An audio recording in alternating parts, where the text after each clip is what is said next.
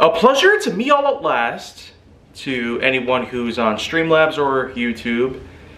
Wherever you're watching this, I guess it doesn't matter too much because what I got here is some new material for HWH, and well, can't quite tell though. The backdrop is more inside than ever, as opposed to what I've usually used for HWH content. And the reason being, it's gotten a little cold outside. Somewhat frigid, so in terms of the freeze levels, it's probably not going to be safe to make HWH content the usual way. So we're instead going to have to do it inside this house. And well, I do have a nice way to pull it off. After all, I was able to pick up yet another recent new addition to Hot Wheels City. In this case though, this is the ultimate T-Rex transporter.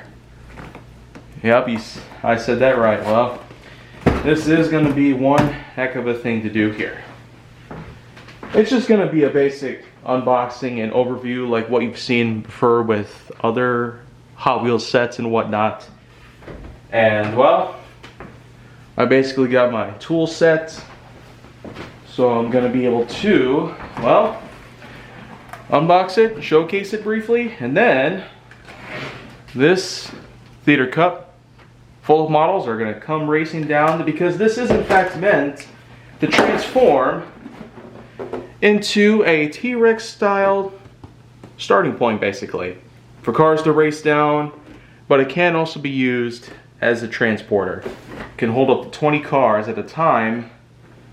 It comes with, let's see here, what looks like Electrac and, well, Roger Dodger 2.0. So these are some pretty fine additions, but like with most sets, I already got these models in my collection. Not really much of a need to go into any further detail though, so I guess we'll just get into it. And well, fair to say that I'll basically have a good amount of time to make this happen.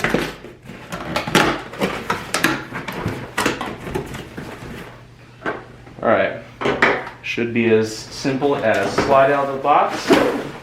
Woo! That was pretty sick. Okay. Looks like, yeah.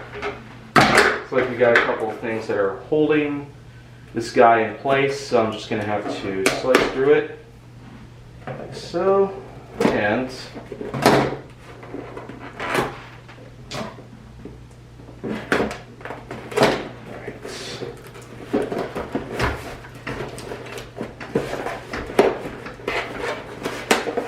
I'm pretty sure that's supposed to be how it comes out. Oh, okay. Another one. Oh! Oh, jeez. Okay, so basically speaking, you got to turn these bits counterclockwise, and that's supposed to disengage the locks on these pegs. So basically, get all 6 of them, and out you shall come. Whoop.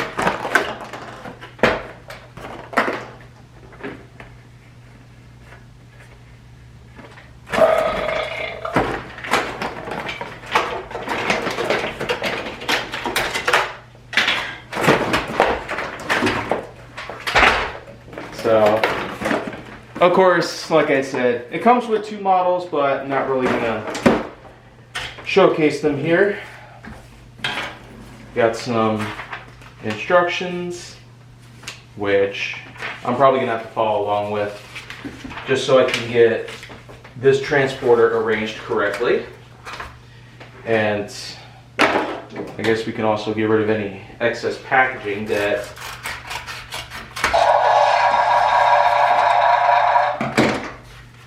pretty much in the way here. Okay, let's get you out. Little cardboard inserts, don't really need those. Little pegs holding it in. Well, simple as 1 step, 2 step, yeah. pretty much what it is.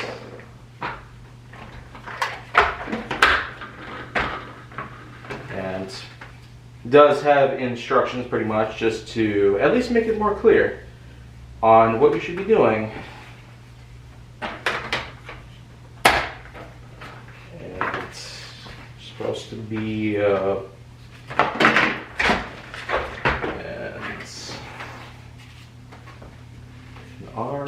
this is the right sider. Okay. So I guess should be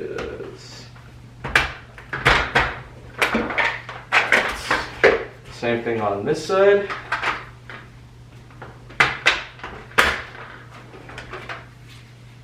And ba-boom. Okay. This has honestly been pretty simple as far as things go for how it pretty much is so far. So a good overview of this transporter here. I get a nice closer look at with this camera. Basically what I can showcase is, well, it's in transport mode obviously, and as you'll see from here, I got one car, 2005 Ford Mustang, and well, there's that function. That's how I could show you how the storage system works with this.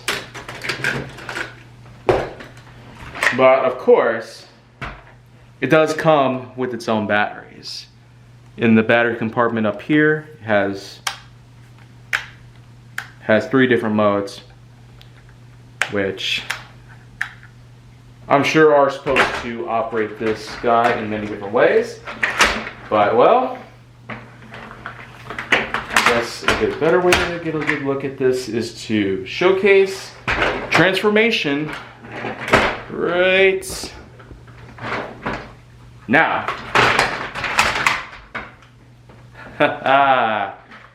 Oh my gosh. Yeah, this is, I'm already getting the chills just from getting some nice vibe action out of this. Well, as you can see, back legs technically actuate automatically, giving that sort of footstep type of aesthetic. But regardless of what you might feel about it though, now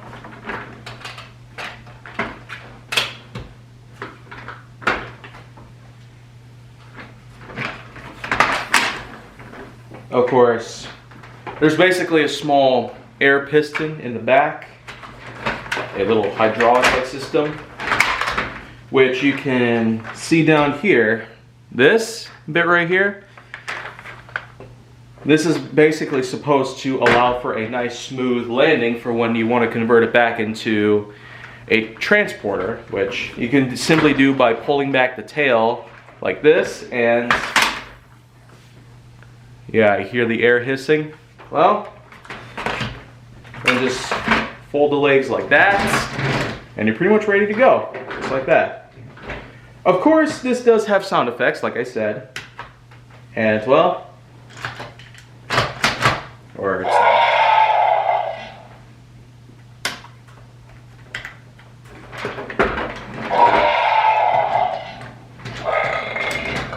yeah, it's mostly done through rolling. I have a few nice sound effects.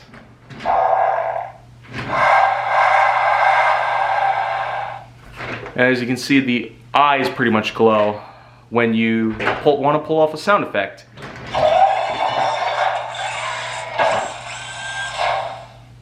Yeah, typical cartoon sounds that you might hear nowadays.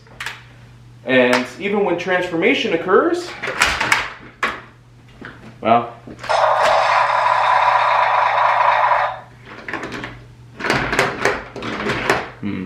I guess there's no sound effects on that part, but either way you look at it though, this is quite a unique piece. Yeah, on its own, it's a unique collection item, I guess. But for the purpose of this episode, I intend to use this, for the most part, as a starting point for, well, I guess what you could call a test track in a way. Well, I guess to pull it off, what we're gonna do here, since this guy is a little bit longer than I would have hoped for, but that's okay. I guess having some experimentation wouldn't exactly hurt any kind of morale, regardless of what you might get. So what we're gonna do is put him back up in his dyno mode, like so. And well, we're just gonna leave him like that.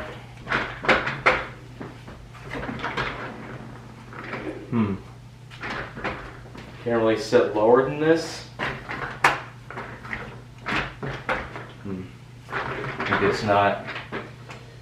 So, yeah, I don't know exactly, but this probably is gonna be the best that I'll be able to pull off through usage of this exact piece. And so, I guess for the time being, this is just gonna be what it is. A nice, simple test track, complete with the ultimate T-Rex transporter as a starting point. So, of course, this does have 2 lanes, but we're just gonna stick with the usage of only 1 lane. So, I guess with that in mind, what we're gonna do is just start from up here, this yellow button. Whoa, okay. Let's try that again. Oh. Let's try from number 2 this time. Oh. I don't know, I guess that's just not really a good start. So, Dodge Rampage is going to be out for this point. We're going to stick to See You Later, though, for the second one.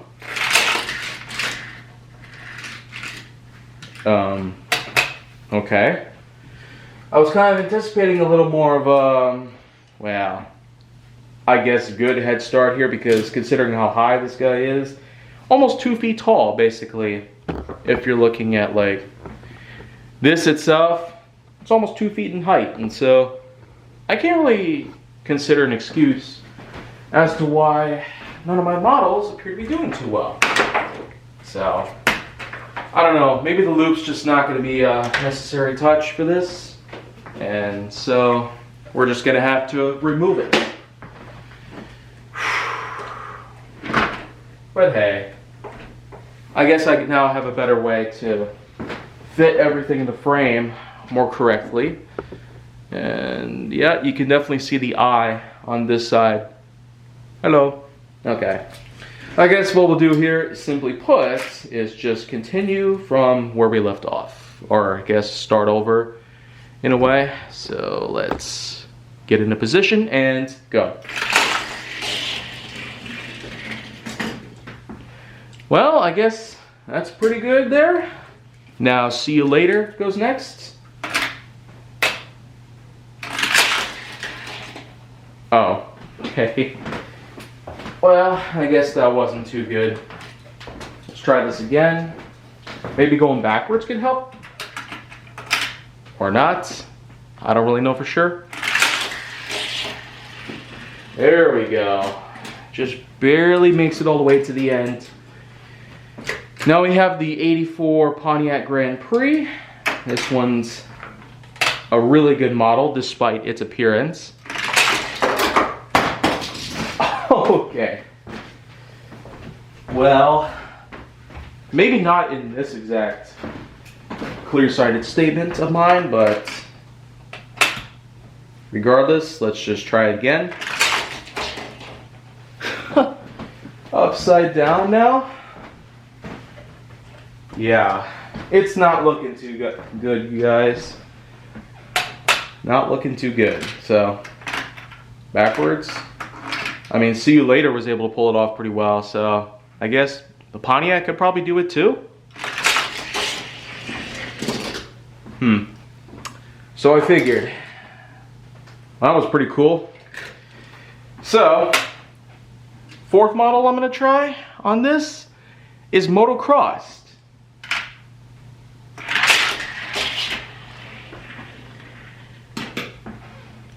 What a surprise. Just passed the test on the first try, compared to all the others who have had some hurdles to go through. And well, here we have the '05 Ford Mustang, which I've, again, tested to see how the storage thing is handled. Well, looks like I can barely fit, well, I guess not, twin mill Gen E, but I guess we'll focus on the Mustang first.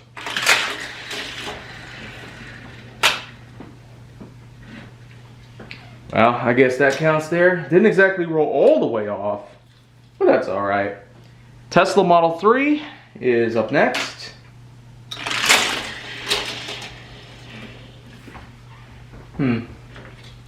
Was a little slow during that last straightaway, so try again. Ow.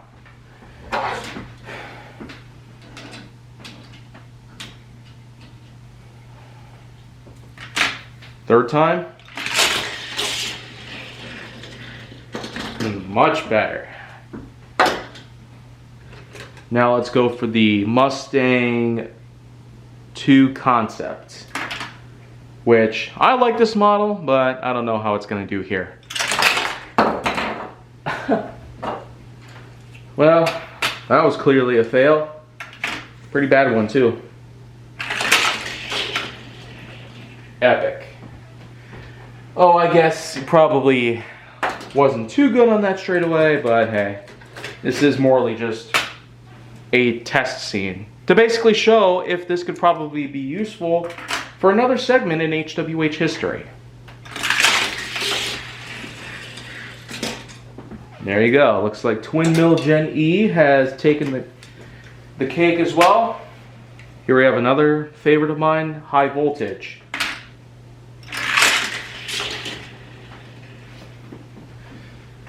Well, I guess a little more distance would have to do for it to suffice. Wow. Again, it's kind of up for debate at this point. Now we have Skull Face, I'm pretty sure this one is, or Skull Rider. It's a bit hard to keep track of a number of these models because some are old, some are new, and some are red and blue.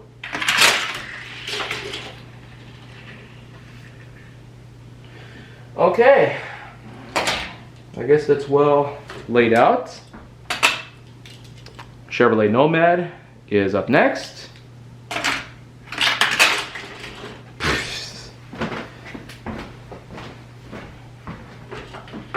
Well, I know that some models are probably not going to be perfect, so that's what I gotta expect from here on out.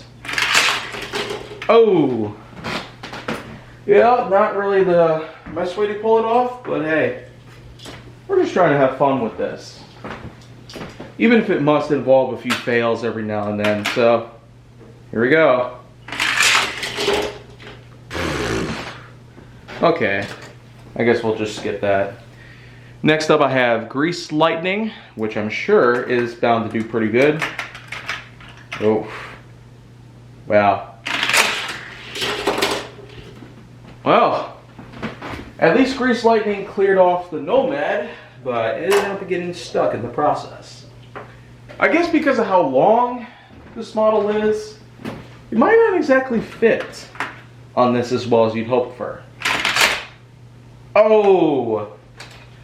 Yeah, I got stuck in this. Well, okay.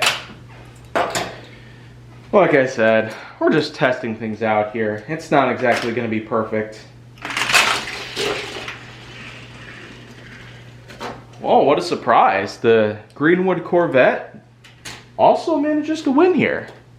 Though it's not exactly winning unless you want to count this as a real competition, but since this is in fact a new product that I'm showcasing on HWH for the first time, it is what it is. Just a test. Okay, well, kind of weird. Too tough. It barely even does anything good, let alone attempts to pass a test on a T-Rex like this. Oh man, flipped over again. So I guess with one last try, we'll see where it goes.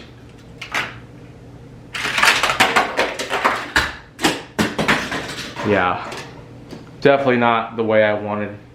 But oh well, I got others to work with here anyways. This is prototype H24. And, oh. Yeah, I won't be able to reach. Might as well get Too Tough off the floor while we're at it. And well, with all that said, oh, yeah, you know what? Doesn't seem like it's gonna do well. Might as well skip to the next one. 2017 Camaro ZL1 is going up next. Oh man, a number of my models are gonna flip over when they're not even at the U-turn. Like, I don't know if that sounds weird or strange or crazy even. Regardless of what though, I'm not really looking forward to what's next. There we go. That is how a Camaro beats the competition. So I guess we'll just leave that trap door open and start using lane 1.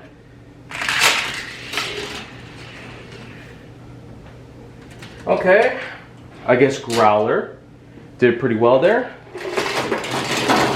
So let's just go through the rest of these guys. Here we have a BMW 850. Pretty sure that's the exact model name. Slid on the rail, then flipped over. Not exactly a great way to go, if you ask me. Oh, yeah, definitely not the best way it could have been handled. But I'm sure eventually we might have to get through this whole thing. Another whole episode of HWH may involve this exact product in the future. There we go. Now let's go for T-Gray, which is supposed to be a track star. And, well, it's still true today. Here we have Hollowback, glow-in-the-dark wheels. Also does pretty well there.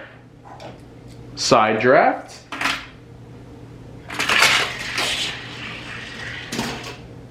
Ended up flopping around, but still did pretty nice there. Here we have an 86 Toyota van. Oh! Yeah. It's a little heavyweight and boxy. Not exactly the best overall design that we could probably get. But I mean, some other models I got, like the Speedbox and Dodge Caravan, those have done pretty well. I guess the so-called theory that all vans are supposed to do good isn't really true. Yeah, we'll just leave that there. Next up is the Ford SVT Lightning, which I also love. Oh! Yeah, it's kind of convenient that they flop out there just so I have an excuse to grab previous models. So, oh boy. I guess they're not all gonna do well. Again, since this is just a test, we won't dawdle on certain subjects. And well, looks like we got another one added to the roster. Pass and Gasser is our second last one. Pretty much. Oh! Ended up bouncing a bit and then flew right off of the track. So, yeah. Looks like the connector is coming apart here. It's probably because of how it's just sitting several inches off of the ground there, which is not a great feat to have. Oh. I guess Pass and Gasser is more like Pass and Gas, especially because of how lightweight the base is, but yet the whole body is metal. Yeah, not exactly something I would call intuitive or probably even functional. Especially if we're looking at models that are supposed to do good on the track. There's a good handful from this selection that I made. But our last model today is Lethal Diesel.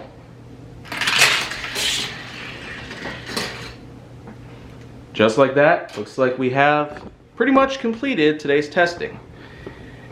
As I've said before though, I will likely have this T-Rex transporter be used in future episodes of HWH.